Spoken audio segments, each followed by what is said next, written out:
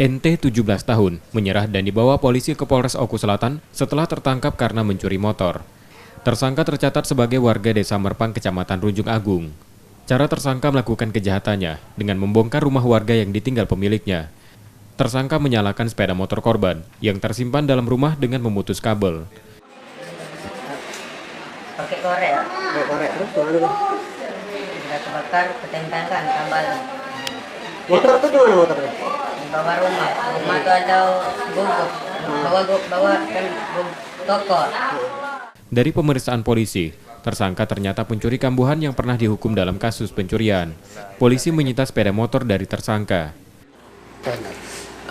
Pelaku ditangkap pada saat pelaku sedang tertidur di rumah salah satu masyarakat, dan kami mendapat informasi bahwa yang bersangkutan adalah pelaku tindak pidana curanmor, dan kita langsung melaksanakan penangkapan terhadap pelaku.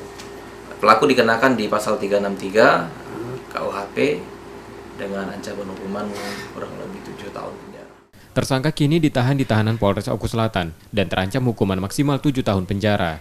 Setia Budi, Kompas TV, Ogan Komering Ulu Selatan, Sumatera Selatan.